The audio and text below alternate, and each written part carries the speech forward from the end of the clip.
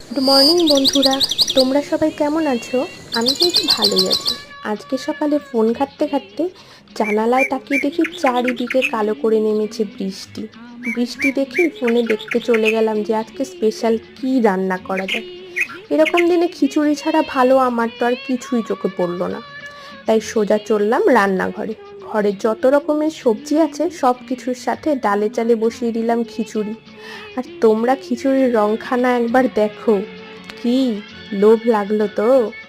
এরপর দুজনের জন্য ঝটপট বানিয়ে ফেললাম দুটো ডিমের অমলেট।